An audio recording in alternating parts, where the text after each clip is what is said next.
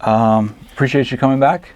Had to bring you back because there's always a lot going on. But I wanted to get started with happy belated 47th birthday. Appreciate it. Yeah. A day I'd never thought about, but I'm here. Yeah. I saw you did a post or you talked about it where you're like, I didn't think I'd ever get to 47. I think at about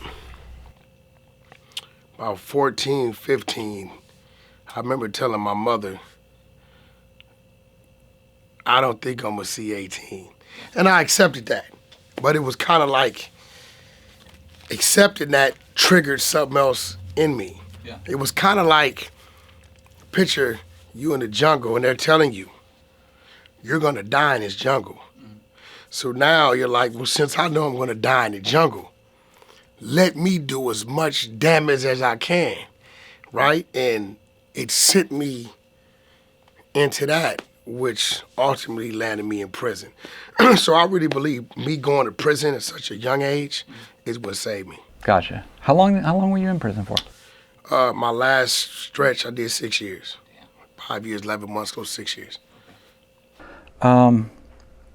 Obviously, our channel is Tupac and Suge Knight based a little bit. Since our last interview, Suge started a podcast. I wanted to see if you had any thoughts about it or if any segment stuck out to you, because I know he mentioned you with the whole funeral thing and saying that he could have sold jewelry or he could have sold a car to get the money. Well, what jewelry and what car? You went to jail in a Rapture in a pickup truck. See, people got to understand is that you can see a guy today walking in the store and say, oh, that's such and such. He played for the NBA, right? But this is 15 years later. He's not that guy. He didn't have the endorsements. He got on drugs. He lives with his sister. So let's just be real. That day was based upon him hoping to get some money, right? Yeah. That day, he was in a pickup truck that he had been driving every day, right? Let's fast forward. Suge Knight's attorneys kept dismissing themselves for what reason? He couldn't pay him. Mm. See, people gotta put things into perspective when you hear certain things, right?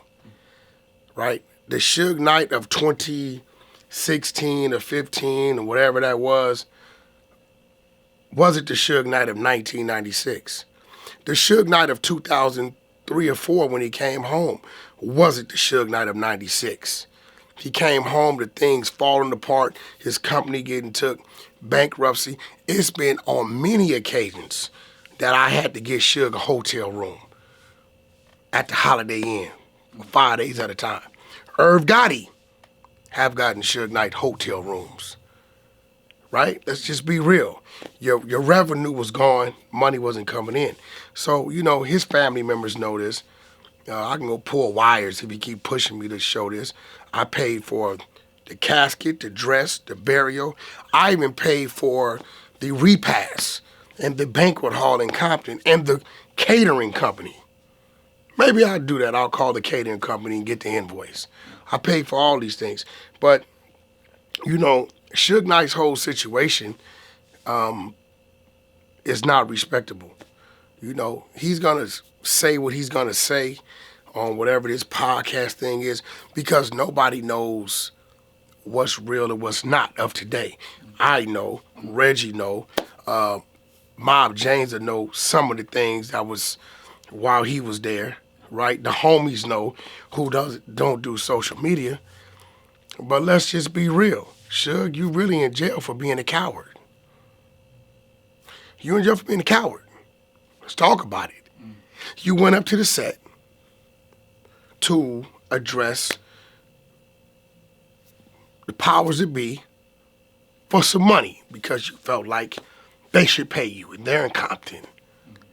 The guy that was over security, Bone, wasn't going for it, took it as disrespect because it's his watch, right? But he's working for you know, the actual company. Yeah.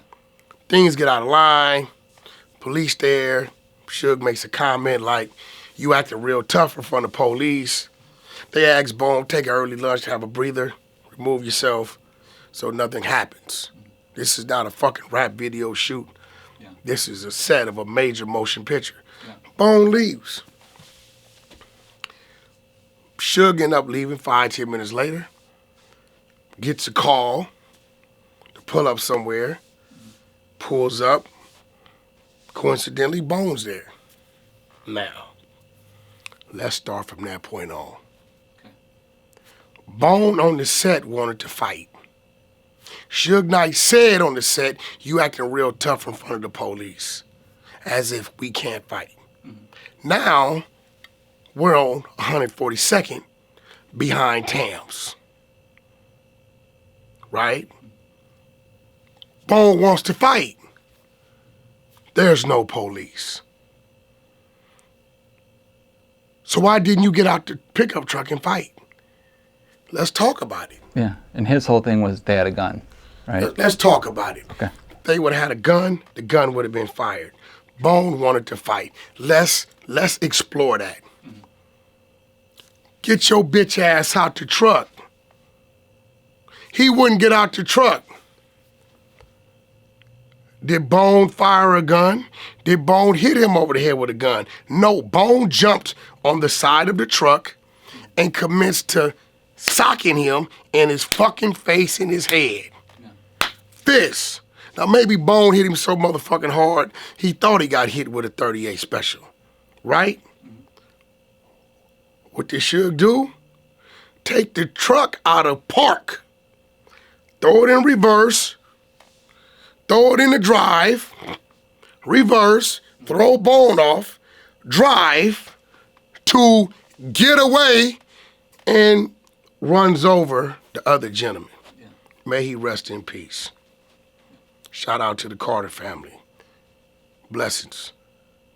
So, let's be real, right? Suge is really in jail because he was scared to fight. There was never a gun recovered. There was never a gun fired. In fact, the only thing Bone had on him was a fucking walkie-talkie. Now maybe you so spooked that you thought the walkie-talkie was a gun, mm-hmm. right? But once Bone jumped on the truck and began hitting you, right. You can see at that point, these are hands, it's no weapon. Mm-hmm. He never swung back. So are you saying that Suge's in prison today because he didn't get out of the truck at Tams, and that Terry Carter's dead also because of that? Suge is in jail doing time off 28 because he was a coward. All these things you hear about happen with Suge, it's because Suge was there with 50 people. I could put a midget, the most. I can take Lemmy Plummer and put it with 50 thugs, and he could run around here and claim he did all kind of shit. Shout out to Zeus, right? But let's be real, world. I'm tired of y'all when it comes to everybody else. Y'all try to run narratives with no facts, but when all the facts are there, everybody act like they don't see them.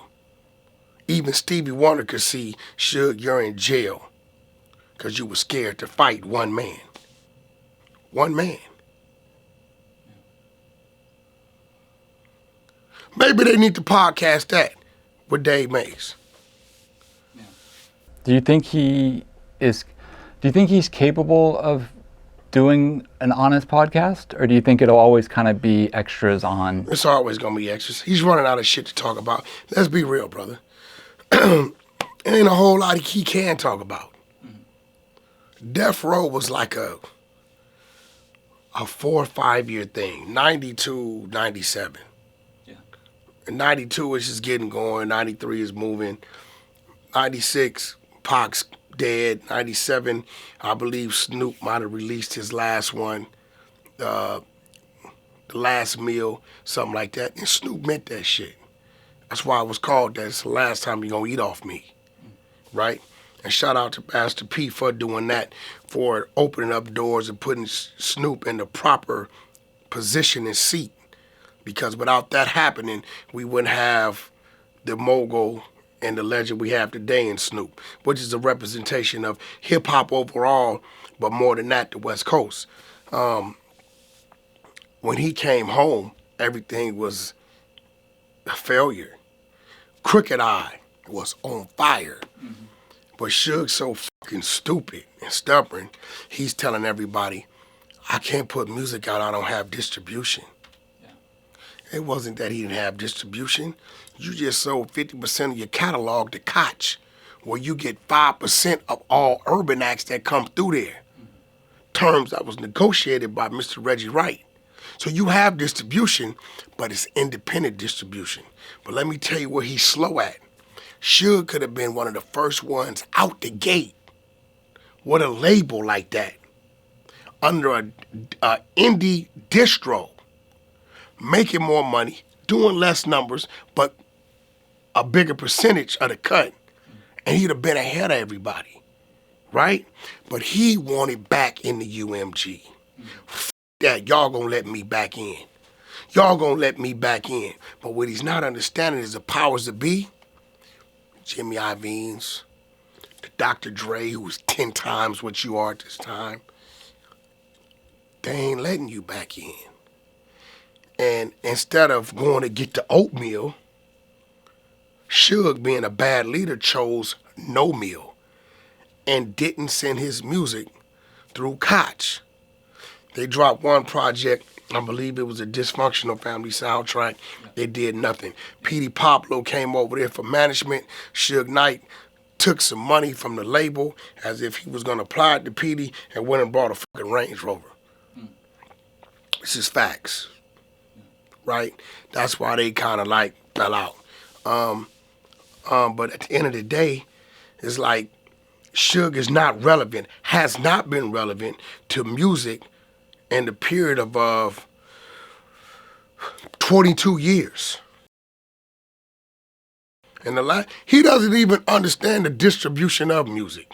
He doesn't even understand the whole digital realm of music. He has never released an album in this digital world we're in. Yeah. This is facts. Now, we give you your run in what you did, but you're not Birdman. You understand what I'm saying? You're not those people who went through this phase of it, warped to this phase of it, went through this change of it, went through this twist and turn, and continued to reinvent and continue to be successful. We're gonna give you your little block. Give you a little block of the things you did, but you couldn't sustain or you could not maintain those things you did to a point to where you don't even own your catalog. There's nothing about your body of work that you get paid for today. There's nothing about it, right? And that's why when I hear this, I'm suing Snoop. I'm suing Snoop, Death Row, because how the deal was done. You ready to do a little math? Mm-hmm. Okay, math's my favorite subject, right? Okay, Death Row as a whole. Sale number one, Koch, 50%. Right? Second sale by default, right? Mm-hmm. Feds take it. Lydia Harris, whatever's going on. Yeah. Third sale, auction to a little old Canadian lady. Yep. Okay, so by the third sale, Koch owns half, which is a Canadian-based company. And a little old Canadian lady owns the other half. Fourth sale, Canadian lady sells to Koch.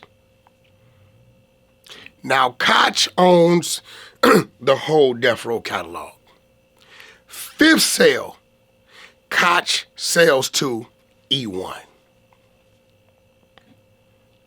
Sixth sale, E1 sells to Hasbro, right? Mm-hmm.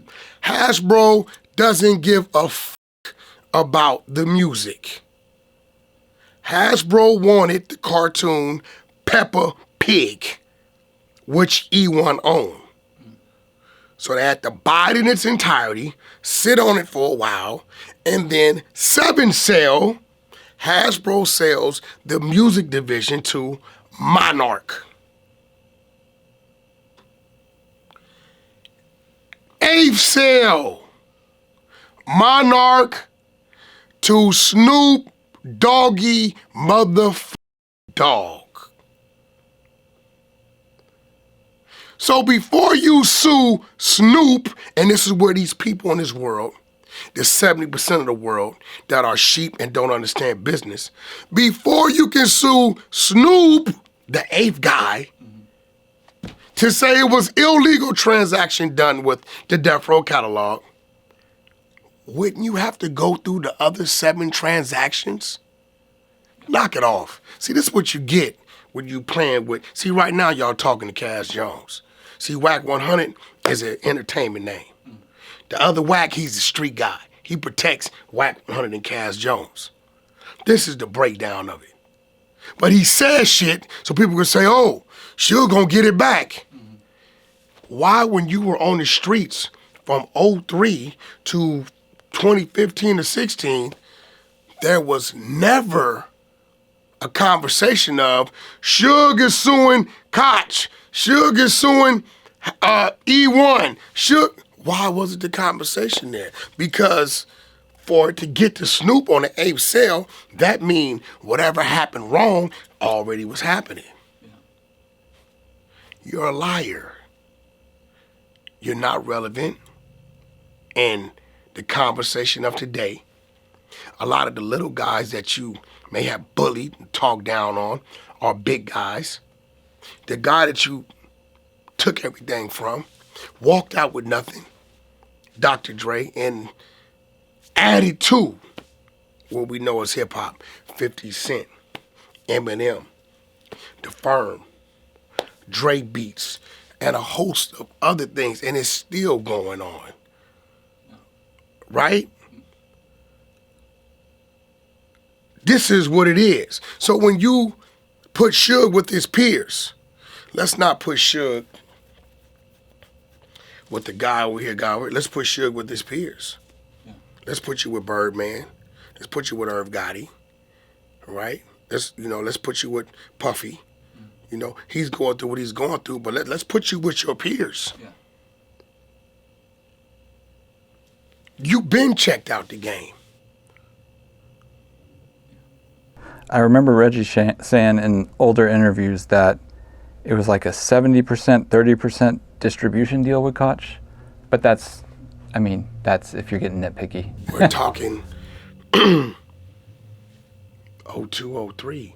So we had distribution. It was just an indie. He chose not to put out Crooked Eye, and Crooked Eye, undisputably, was one of the hardest West Coast motherfuckers back then. He was an animal. Yeah. He held up that man's career because of his own stubbornness and ego and selfishness, because he didn't want to use the distribution that was in front of him that would have been huge. Do you realize how far ahead of the game he would have been? He would have been Ghazi on steroids. And then when people talk this shit, we give Death Row what they give it, but the biggest independent label ever released on the West Coast is Empire. That's a fact. You can't even hold that no more. Longevity was success. There was no longevity in it. It was ignorance. He was a bad leader. It was all about, look at me, right? And when they look at you, all he did was throw the pickup truck in reverse and drive and run from the fight. Stop talking this tough shit. You got the Donovan State Penitentiary, you PC'd up. P-Funk is talking to me. You embarrassed the card. Wack, what's up with dude? What's happening? He went to classification. He said he didn't want to hit the line. He go to the PC yard. You get on here and you doing all this talking and all this, but bro, that ain't what you are. That ain't what it is. Act your fucking age. You got a son running around here. You know what, Reggie? I'm not going to talk about that. But you have kids running around here. Help guide them. You know why he don't help guide them? Because he can't. He's a dinosaur. It's like a shade tree mechanic telling you how to soup up an LS motor. It's like a shade tree mechanic talking about, I can't get it to idle right because he don't understand the technology of the fucking brain of the computer and plugging into it, right? Everything is different, right? The QCPs, the Wack 100s, the people that's in this game right now still shaking and baking. The Birdmans who warped through this shit 30 plus years. Those are people that understand this business. I want to see him do a podcast and break down the business of the day. I challenge him to that. Break down the business of the day on how it works, how streaming works, how YouTube works, how this, how that works, how TikToks work, what's the money generated, what's the strategy to doing this shit. He can't. And that's cool, but stop perpetrating the fraud and stop fronting. In the comments section a lot, we get people asking Reggie, you know, why do you support Wack when he says this about Tupac or he says that about Afeni? So my question is, what did I say wrong about Tupac or Afeni? What are they saying I shouldn't be saying? They bring up the SA issue in jail with Tupac. My question when is, he was sexually assaulted. Yes. Yeah. My question is, Suge knows about it. Okay, that's what I wanted to know is how you heard about it. It's recordings of Suge talking about it. We have them.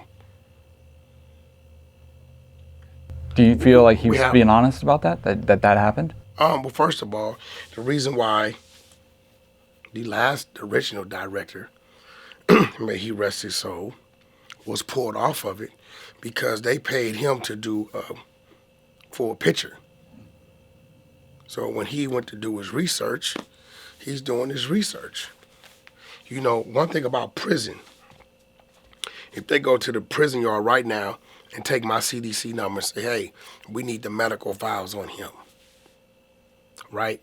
He's claiming he's working for Budweiser or Pepsi, and he's claiming this fall ruptured his whatever, right? And we have reason to believe that he was involved in a riot to where the prison records would show that was already ruptured in prison. You get what I'm saying? Yeah. See, those prison records are there. When you get into an altercation or something happens to you, right? They come get you, they strip you, they do a cavity search. It's a little body, cut here, bruise here, black eye here, this, that. In this case, they had the documents that showed he was penetrated, he was violated. See, at the end of the day, this doesn't take away from who Pac was as an artist. His music is his music, right? It's things that happen to everybody that individual may not be proud of. You know what I mean? But is it the fact that they're saying it's not true, or why are you mentioning it?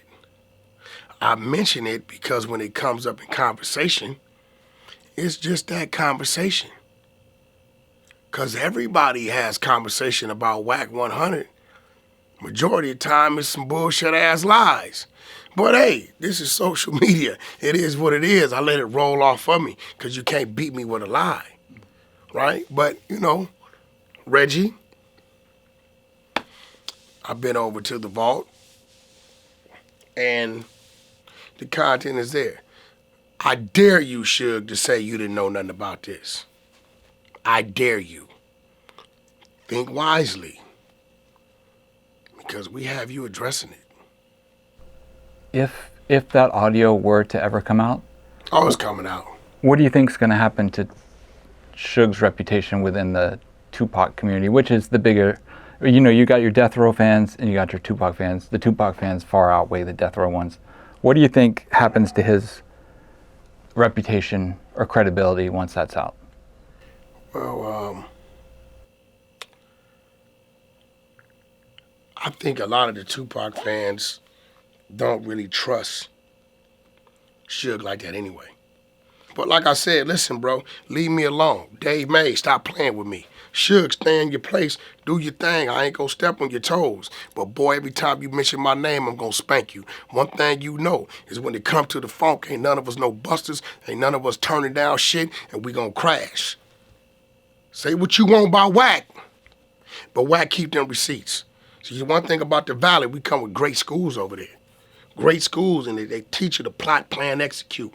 Plot, plan, execute, right? Troubleshoot, figure it out. Show the steps of the equation before you get to the answer. Without showing the steps, the answer's still wrong, right? Suge, you did great things in your era of music, but you will never outthink me. You're not smarter than me. You's a dummy, because if you were smart, you would have played possum and kept shit right and utilized your op to reinforce your hand and make you stronger. Instead, the hatred in your heart, the envy in your heart allows you to make hasty decisions without plotting, without planning. Therefore, your execution is always disrupted when you fucking with somebody like me.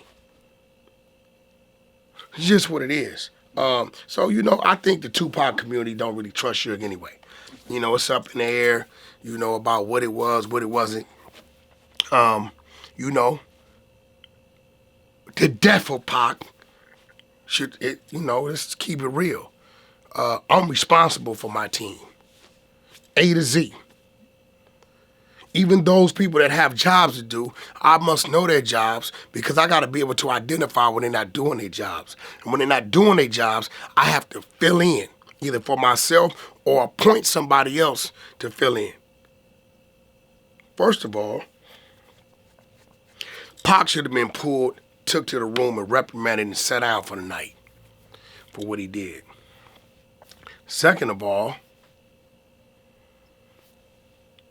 how you driving and don't realize your security ain't securing, right?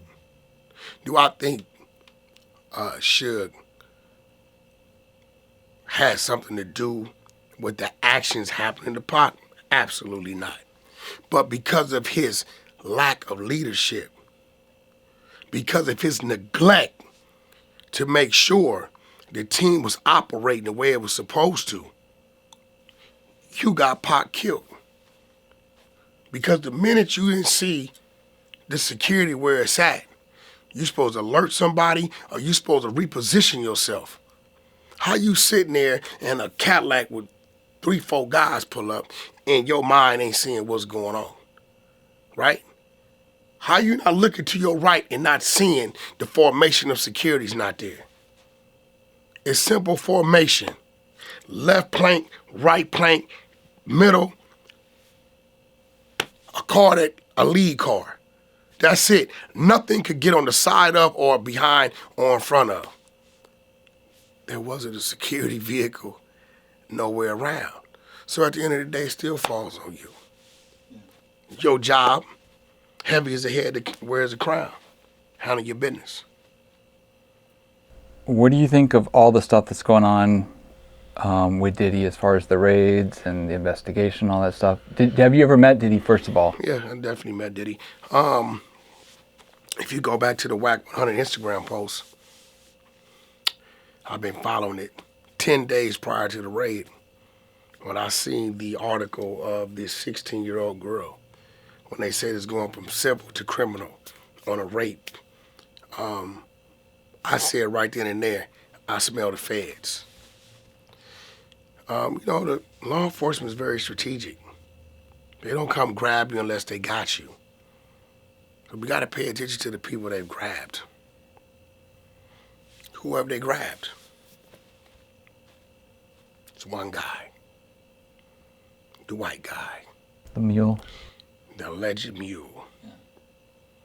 Right? On the other side of it, you have the people in Virginia saying they're in need of some pink cocaine, whatever the fuck that is. I've been so far out of the street hustle, I don't even know what that is. I don't even know what the drugs are these days. And then you have them saying that, well, Young Miami brought it. He called out to Florida and put it on the jet. The mule was arrested about to get on the jet, right? Yeah. On the mule, it was the drugs, right? Yeah. They only came to get that mule because they probably got 5 or 6 or 10 other transactions already made by people they put in the trick bag and said, hey, either you go to jail or you keep on doing what we need you to do. That mule is very important. The young lady, 16, they got an RCA party. They can timestamp that. CRA, she claiming they gave her liquor and they ran a train on her, right? That's going to be a very serious case. I know I talk to R. Kelly at least once a week. And the reason why it's federal, because the law of the land, no matter what the state says, in 32 or 33 of our states, legal age of consent is 16, right? Feds will trump and supersede state law. The law of the land federally is 18. So it doesn't matter what your state says. This is why the feds will grab that case. This is why R. Kelly's in the feds, right? If you're under the age of 18, we don't care if your state says it's okay at 16 or 17. They can charge you. But has the mule been released? Has he been bailed out? This is a white kid, right? I ain't trying to sound the way I'm trying to sound, but they always get a little favor. This is the non-violent. It's not fucking El Chapo or Pablo Escobar, right? We've seen worse get apprehended by the feds and upon a court date get released, right? Ankle bracelet or whatever restrictions. Surrender your passport or whatever, right? He's still in there, right? Okay, they went and hit 3 locations. They got what they got, and they're putting it together. I don't think that Puffy is a monster. I think that Puffy is not man enough to come out and simply say he's bisexual, right? I think that the things that Puffy was doing, I think it was consensual amongst his community. I think the people that returned over and over again to enjoy a Puffy party knew what they were getting into. But just because you're doing some things doesn't make it legal, right? Yeah. And when you're dealing with human beings, people can be very vindictive, right? Mm-hmm. And they know that the things we were doing are not legal.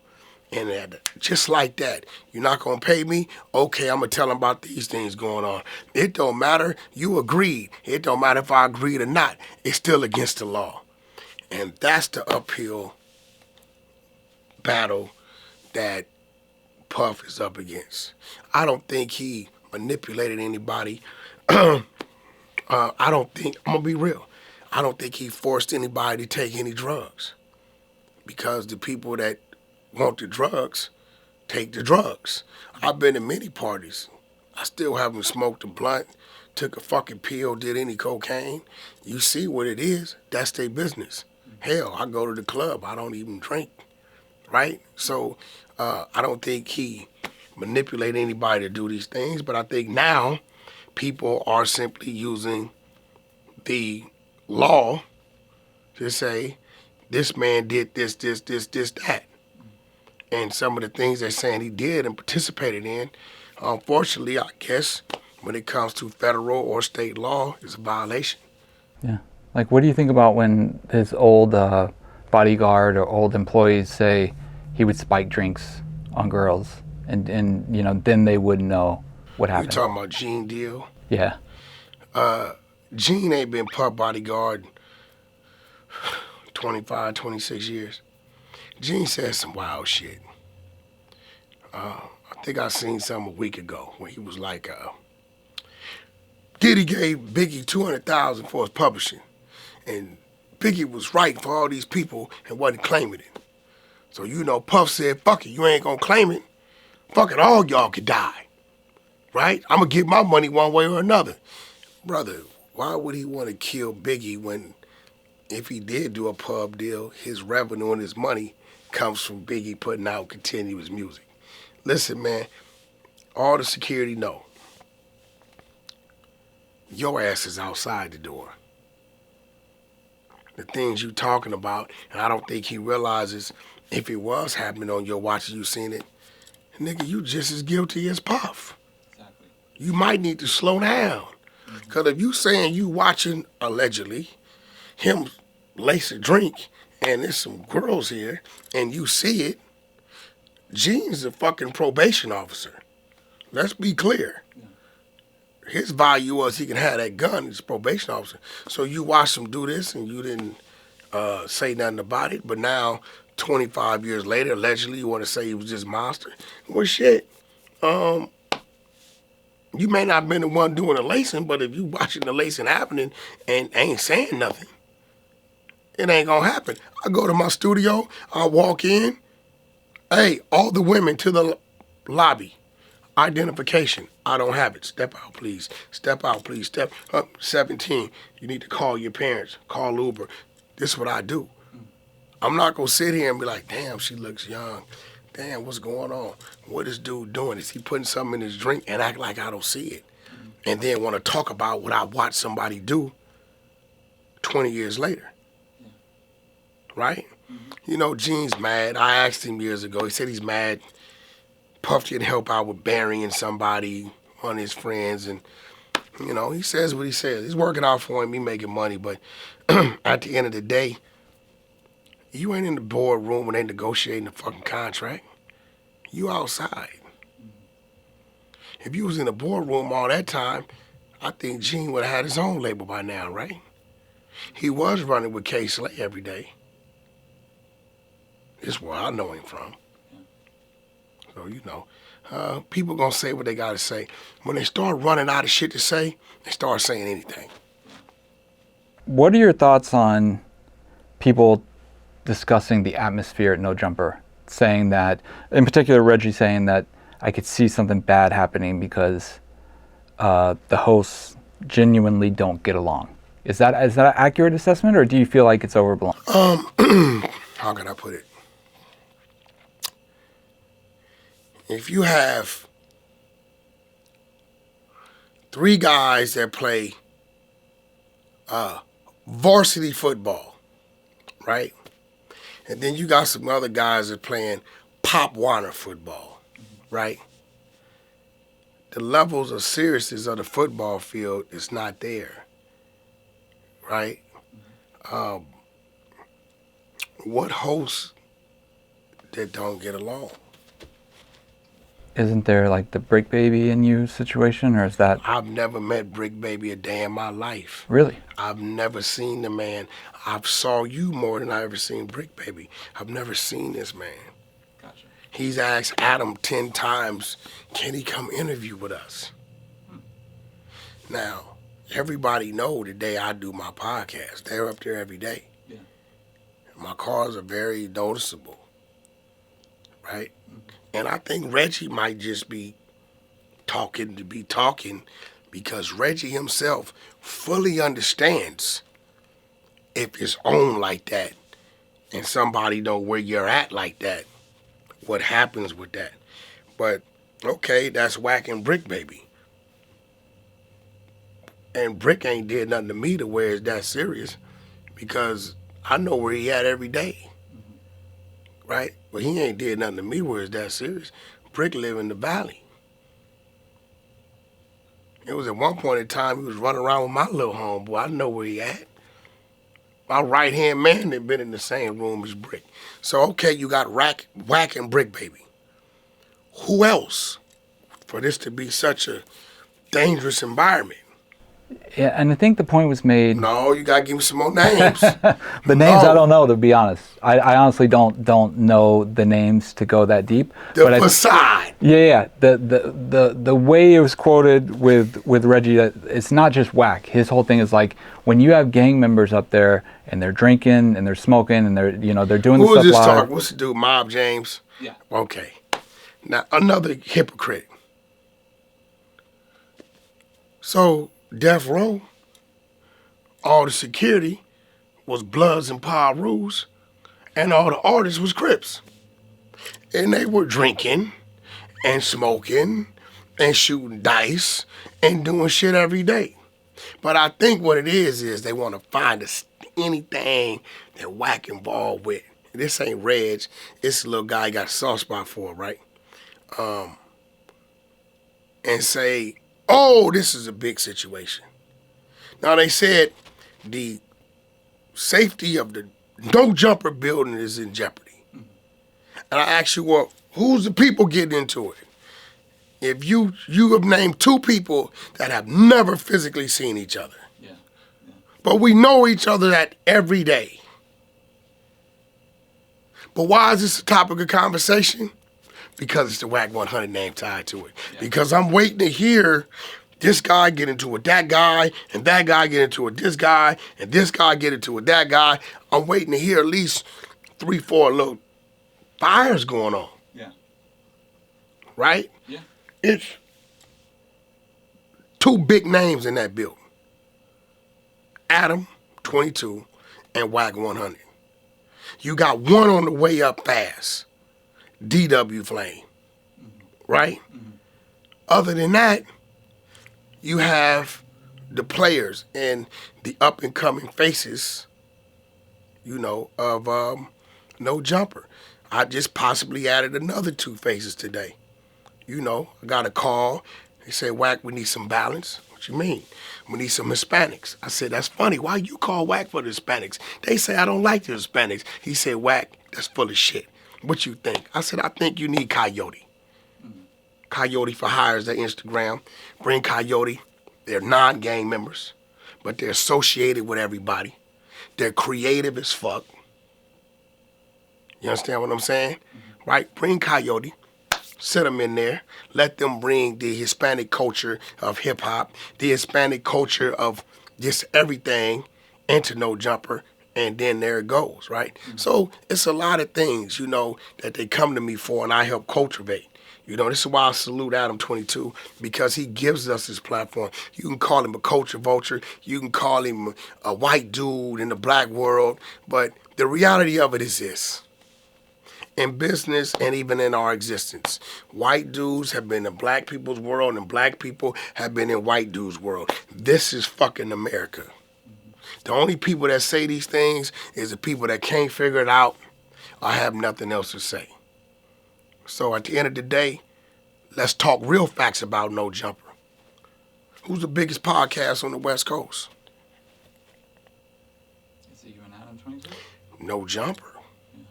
Who's the most consistent show in podcasting, period? Content-wise, day in, day out, week in, week out, No Jumper. And No Jumper is 100% independent. They're not tied to Spotify. They're not tied to an Amazon. They're not tied to a Barstool. They're not tied to a Revolt. So they got to put some respect on the team's name. And that's all of them. Yeah. From every Crip, every Blood, everybody from the community, every male, female, Lauren, our scheduler, our editors, right? My man Remo. You got to put some respect on No Jumper's name, because at the end of the day, if you in that No Jumper building and you add to the value of No Jumper, no matter how big or small you are, then you're important to No Jumper. And No Jumper right now is the winning team. Yeah. It's a fact. Yeah. Not to self-promote, but I would say the other people that do content daily, every day for years now. Vlad. Yeah, and ourselves. Yeah, Vlad is on but y'all content is, y'all there, but then we don't see y'all. Yeah, it's just Reg. You know what I'm saying? Yeah. And Reg is doing a great job for what he does, right? And we're going to do something about that, because I think Reg's content should be plugged in and included in something else so it can make it a fuller situation, because you guys do a great job. Yeah. You guys are easy to work with. Yeah. Straight to the point. There's no bullshit going on. Y'all not showing no favoritism. You going to ask the question. Yeah. You know what I mean? If a dude's lying and bullshit, you going to tell him that. You going to state the facts. So, this is why when I get a call. Reg didn't call me. I told Reg, you ready? You need me to? Yeah, Wack, it's been some time. The guys love interviewing you. They say you're real easy to interview. Because I'm not a scripted guy. I just come up here, sit in the seat, and what you ask me, I answer. Right. If I don't know the answer, I tell I don't know the answer. If I can answer it, I answer it. I'm not going to lie. I'm not going to bullshit about it. I'm just going to be straightforward, right? And I think the overall concept of what we're doing from the clubhouse environment that me and my team, and I say me and my team, have created, the hunter side of the trenches of Clubhouse, right? It plugs directly into what we're doing in podcast land. I don't know if you pay attention, but my brother Academics, about 20, 30% of the time, he's reporting on content that he pulled from the hunter side of the trenches of Clubhouse, right? Yeah. So when it gets to a point to where you got a guy on that mountain saying, let me go check and see what's going on, I can use this and report on it, we making some waves, right? And I use it when things come up that I know Reggie was there for. Right. Send Reggie a link, he comes in, Reggie, we have questions for you. So we're crossing it. Yeah. This very content, when it comes out, we're gonna grab this clip, we're gonna go probably to Dangerous Minds with my boy Beast, and my girl Rosetta or A-Rod or my boy Eric, right? Or Bang, and they're gonna play this content, right? Yeah. And then my media team is gonna probably take the content, right? Give their thoughts on it, and then it's gonna spread it out everywhere.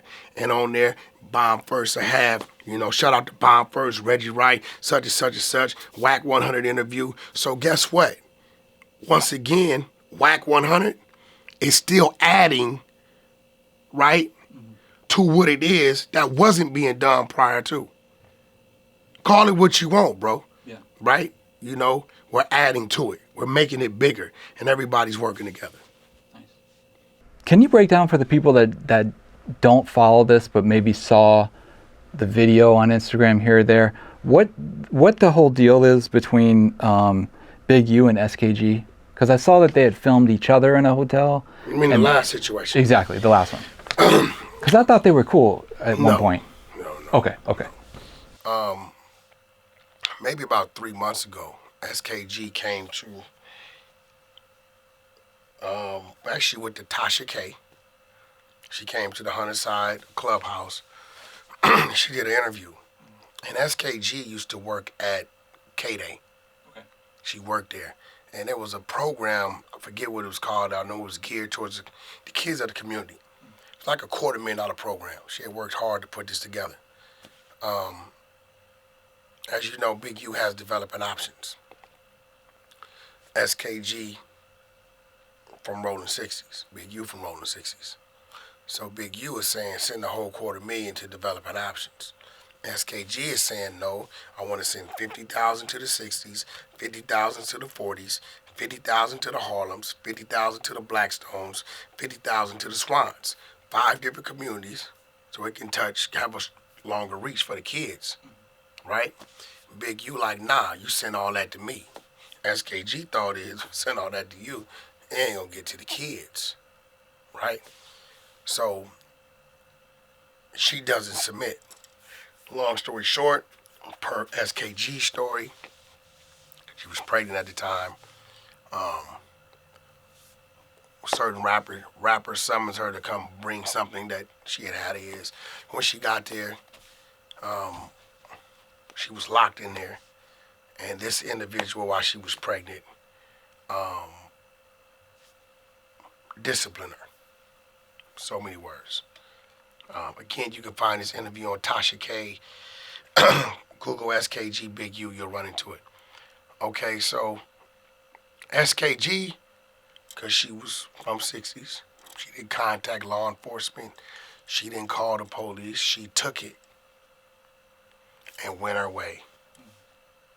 Fast forward 8, 9, whatever, 10 years later, SKG is invited to the award ceremony with Benjamin Crump. If you go to SKG's Instagram, you will see SKG with photos with Benjamin Crump. I don't know about the other individual. I didn't see no photos of him and Benjamin Crump. And SKG no longer lives in California, so she had a hotel room by the airport. Okay. Her and her children. It was a black tie affair. Everybody had to be dressed a certain way. SKG's dress coming from the situation. She's at the table, hotel, requesting something for a room, and he walked up and started antagonizing her. Started saying like, you something else, you something else. This woman's traumatized. You understand what I'm saying? So she reacts, right? She starts to throw things. Like the water bottle or something. She threw fucking bottles, anything she can get her hands on. By this time, my phone's called. So I'm on Clubhouse, so we live streaming it while it's happening in real time. Okay. Right? Again, SKG when she went through as a woman, because she from where she from, she didn't call the police. That's a situation could have probably got somebody 20 years. She stayed quiet, didn't say nothing about it. Statute of limitations was 3 to 6 years, right? It was over with. You're talking about it today, nothing happens, right? First thing Big U says is, not knowing that the live stream is going on, can you call the police? Can you call the police? SKG responds, call the police then. See, you can't flip it to SKG said call the police because we heard you and we saw you. First I let them hear it, and then I waited a day and let them see it. Look to the people and say, can you call the police? And SKG responds, call them then. Gotcha. Right? She goes to her room, done with it. Next thing you know, 10, 15 minutes later, security comes up, tells her, hey, the dude's called the police. It's not the hotel. He's filing some type of arrest that he can do. And asks her, well, do you want to give us a statement? She said, I'm not giving you nothing. She's still keeping it real to the code. Before you know it, police come up. They don't even ask her nothing. They handle SKG like she assaulted an officer. Cuffed her, took her to jail. Only thing I could do was contact my bail bondsman and put him in position to get her, if need be. And she was OR. But Big U called the police, waited for the police to get there. He wasn't staying in a hotel, filed the report on this lady, and watched her go to jail, and then did a video. You can go to the Wack 100 Instagram, the reels is pinned up top. Did an interview, then said, if you want me to drop the charges, come to the hood then, bitch. This is a Muslim saying this to a black woman doing these things during Ramadan. So I appealed to the Muslim community. Right? I went on my Instagram. I felt a need to appeal to the Muslim because this is a single parent. She's a single parent, black woman. It's Ramadan. You're supposed to be a Muslim, and now you telling her 1 minute you fucking Martin Luther King, the next minute you some other shit. It's like, a young black youth, don't fall victim to this. Now the next minute is, bitch, come to the hood, get that. Right? Whoever is around him, I was around him many years. I would direct him what to do, what not to do. He's not the brightest color in the crayon box, right? He's just a name and a face that a lot of us help build when it comes to the music industry because he has 0 music accolades. He has no singles, he has no albums, he has nothing. None of that shit. Even his initial run with Nipsey come through Power Rules, right? Without us, it wouldn't have happened. Right? So I appeal to the music community only to get calls, them to tell me this guy's been inactive amongst our community in the last 13 years. We do not acknowledge nor do we recognize Big U, who was formerly known as Hannibal, as being part of the Nation of Islam or the feudal Islam. So we don't agree with what he's saying, what he's doing, but We have nothing to do with him, but we will make an attempt to reach out. But he is not practicing. He hasn't checked in. He hasn't whatever it is that they do. He hasn't done. So it's a lot of fake shit going on with him. The persona of him being this, the persona of him being that, doing this, being that. I don't know. I don't know if these dudes out of town want to continue to check in with a dude. What he gonna do when the op come or the heat come? What he gonna do? Hold on, my guys from Kentucky. Let me call the police. Right? Shit's over with, man. It's over with. Okay, let me ask you your opinion on this while we're talking about Suge. What was your reaction when, because Suge had this myth of being the biggest bully in the industry, right? When the stuff with Akon's manager, where he apparently gets knocked out, and then the barber, where he gets knocked out, were you around him at that time, or is that after he stopped messing with you? And what was your reaction when you heard him? No, it wasn't no stop messing with me. We pulled back from him. Okay. Because it got to a point to where business was supposed to happen. He'd say, yo, meet us over here at 6 o'clock. We're going to have that meeting. 6 gets struck at 8 or 9. Before you know it, you look up, it's like 10 of us and showed up. I'm like, damn, there's a lot of meetings going to go on. But we end up moving here, there. So what he would do is tell us the business meetings was going to happen to get us there. And then he'd be like, all right, we're going to go meet such and such over here. But the whole time he might be pulling up on somebody, and now he got us with him. Because every last one of us coming with 3 or 5 people. So now it looks like it's a mob of motherfucking people that where we ain't out here for that. We really thinking we're going to tend to some business. So at a time he would say like, yo, meet me in White World. That was Hollywood. Man, fuck you. No more meetings at night. If we can't meet between noon and 5 o'clock, there's no more meetings. So a lot of us had pulled back from him. Probably about that week of Greg the Barber, right? Y'all interviewed Greg yet? No. I'm gonna set the meeting up for y'all. Okay. I still talk to Greg, Okay. right? Probably that week that happened with Greg the Barber, we had pulled back because a few weeks prior to that, or right prior to that, it was a Key to Rock situation that if I wouldn't have been there, it would have went bad. Out of pure respect to me, Rock gave a motherfucker some grace and bagged up. And that was just the respect that we had for each other. But the Akon shit, by that time, he was broke. He was fucking broke. He was out here renegading, sleeping on the couches. The homies over there in Devon Lane, you know what I'm saying, on Fig, he was like literally sleeping on motherfuckers' couches. That's a fact. He was broke. This is when y'all seen the Vegas shit with the female, and he was allegedly doing this and pimping and all this. Like, think about, imagine hearing, a mogul pimping, sleeping on the couch. From 100 million. No, 100 million. He was 6, 7, 800 million. So he was broke by that time. He was fucked up. Everything was gone. Real estate was gone. Miss Chalet had her spot over there, but I think she was kind of making her move. But it was pretty much over with. There's a video online. I don't know if you're familiar with it. With Suge's in white. It's like in a parking lot. He walks towards you, and it looks like you guys are talking back and forth.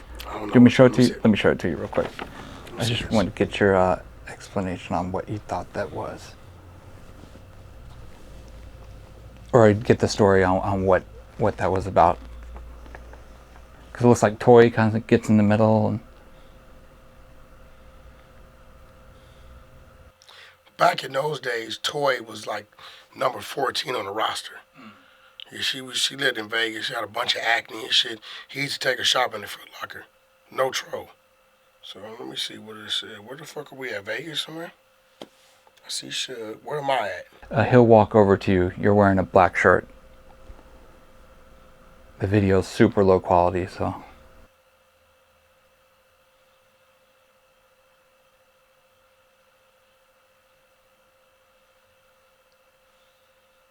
I don't know. I don't even know where this shit is at. Okay. We was together a lot. Yeah. Most like if Toy was there, it was in Vegas. Cause she wasn't around the death row office and all that shit back then. Yeah. She came like way later, like maybe fucking 2007 or some shit. ate like that. I don't know where the fuck we was at. It looked like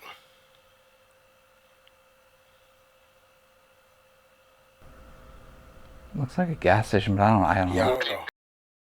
I was, Yeah. Where was that at, Reg? I don't even know where that's at. I don't know where that's at. It look whatever it is, but me watching them, me looking at it, me looking at it. No, me looking at it is because Reg, you remember my problem I always had with Suge. You not finna expect us to do certain things with certain things when you ain't never like that. Right? And it was a handful of us.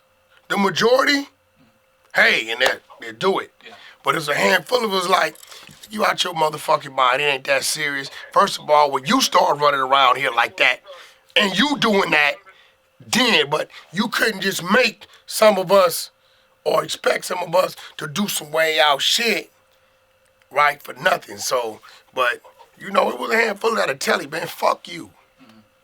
For real. Yeah. I saw that Academics did a post where he was talking about, based off of some of Biggie's lyrics, he feels like Biggie might have been bi, and you posted and said, I agree. I don't know them all, but it's a lot of things that Biggie says that reference what we, from the heterosexual side, would consider to be gay tendencies of homosexuality. You know what I mean? When you referencing you would rather suck a man's this over than deal with this kind of woman, and you know, and he wasn't the only one, because when I heard that, I want to say somebody from NWA, I don't know if it was Ren or one of them, said some crazy shit about a 14-year-old girl. So, you know, it's like a lot of lyrics out there that people are playing, and it's like, I'm asking myself, God damn, why didn't you catch that?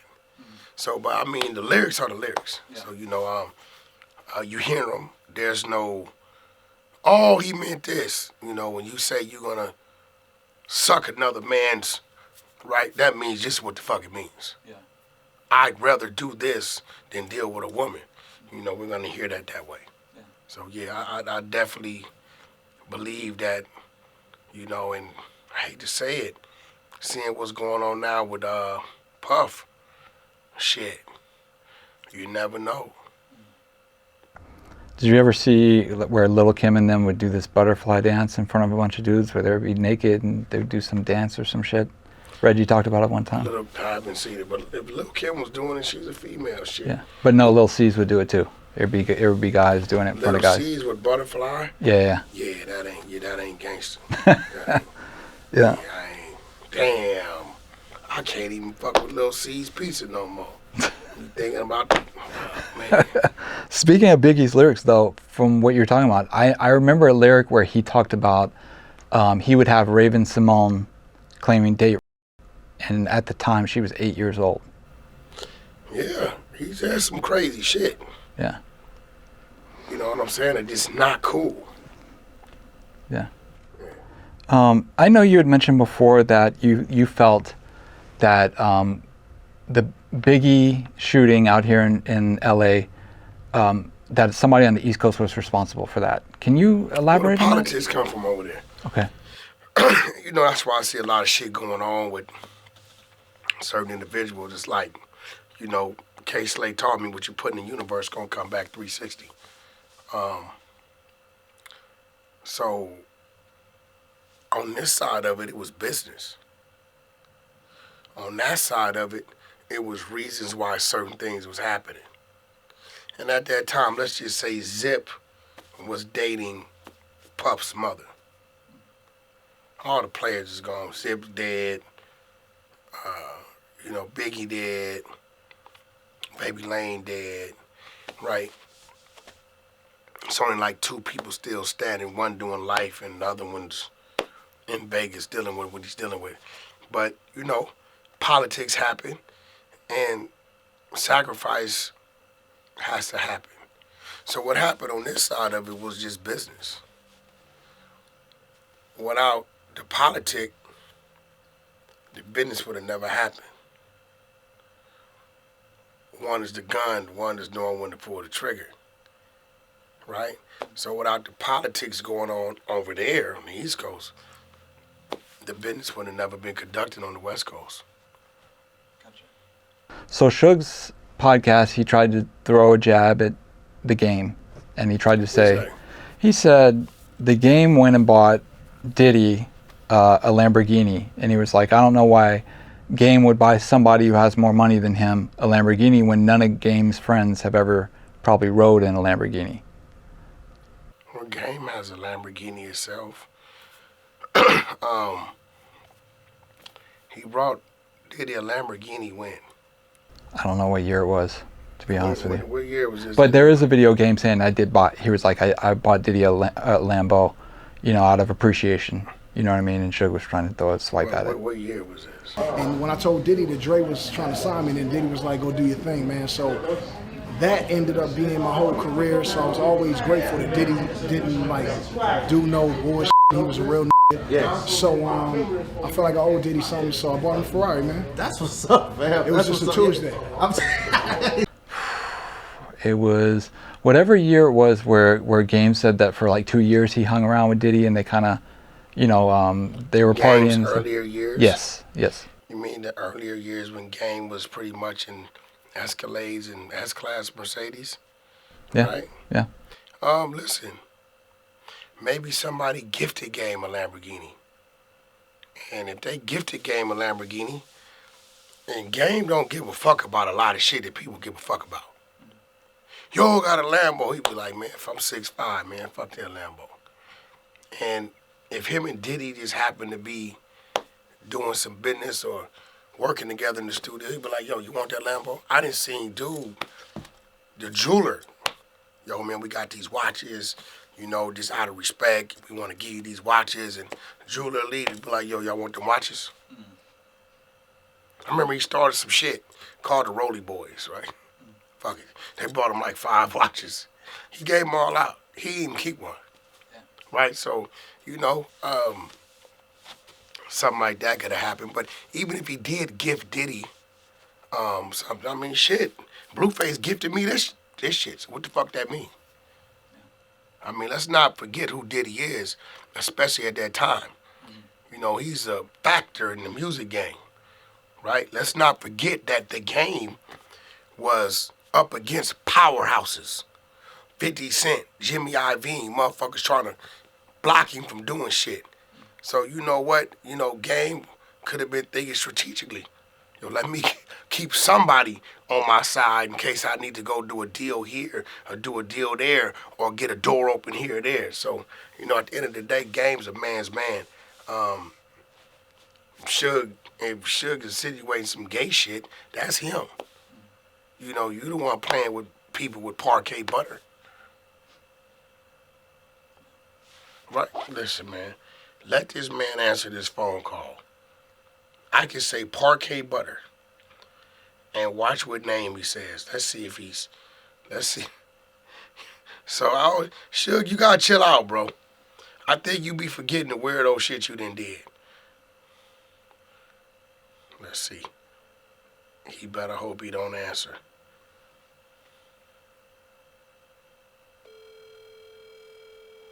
Better hope he don't answer.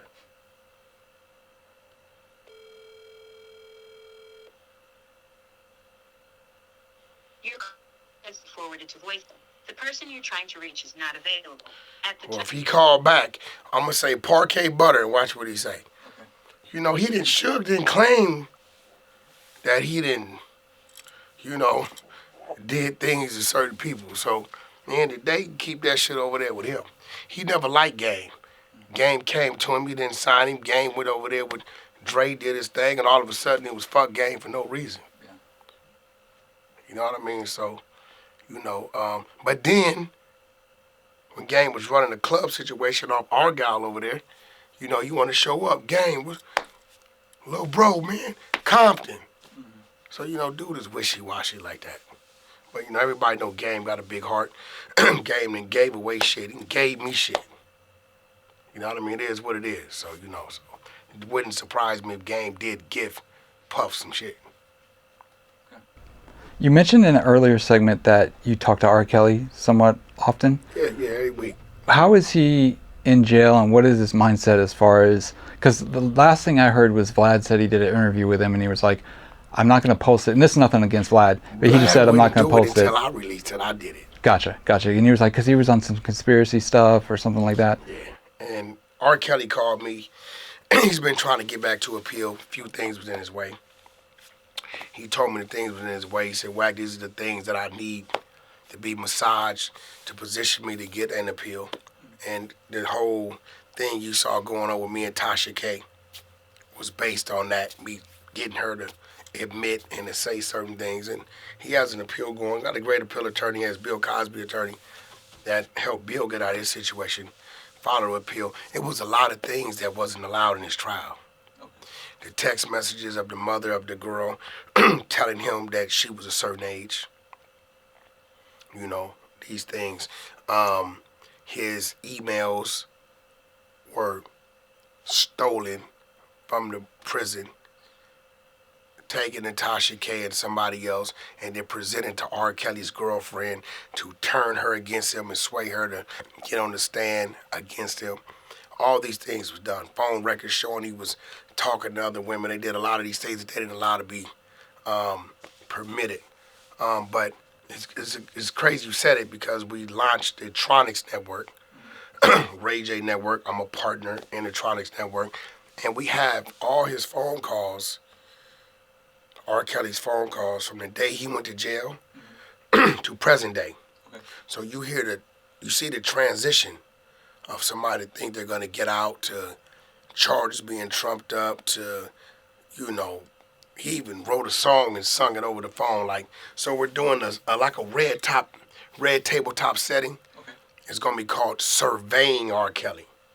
I got Peter Guns. I got R&B, Queen of the 100 Sides. She'll be there. And it'll be like probably about 3 other people. And we'll play 3-4 minutes at a time, and then we'll let them talk about what R. Kelly's psyche was, the things he's saying over that collect call. So this is called Surveying R. Kelly. But shout out to R. Kelly, man. Anytime it's misinformation or information that wasn't allowed to be permitted that could have led to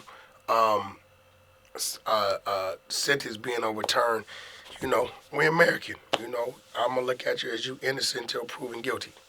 So we see what happens. But he gave me the green light.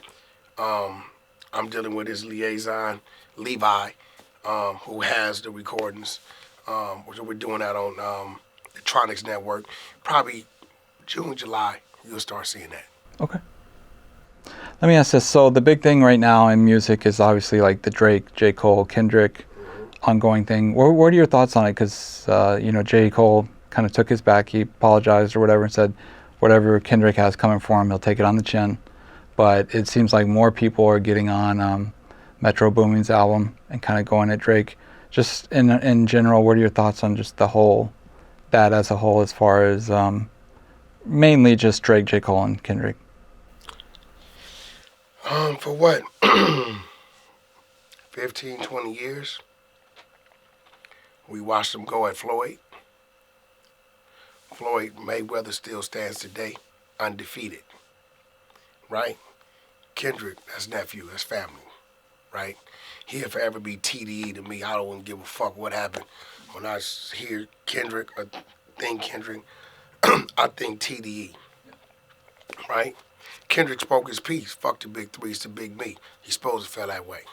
He from the West Coast. He grew up in Bompton. He grew up in the West Sides. And, you know, he come up with the homies. You know, he's not a gang member, but that's his mentality. His guidance been up on the top dog, TDE. You know, his security is 2 T's and J-Rock. So everything around him is strength. So he ain't going to take the backseat to nothing and nobody. But J. Cole, I listened to what he said. He said, man, it was like I went back 8 years. My family, my friends, my fans, my homeboys. Ooh, ooh, ooh, ooh, what you gonna say? Ooh, ooh, what you gonna do? He said, I responded. He not saying he taking it back because he's scared to do the back and forth because when Kendrick and J. Cole and Drake did do it, we don't never see violence. We hear good music, right? We get hit with what hip hop is. He said because it wasn't what I wanted to do, and I felt like I did it because I was peer pressured. I felt like it was lame because where I'm at in my life, right? That's not what I'm supposed to be doing. And I want my peace back because I didn't do that because I wanted to do that, right? I did that because all y'all wanted me to do that. And I salute him.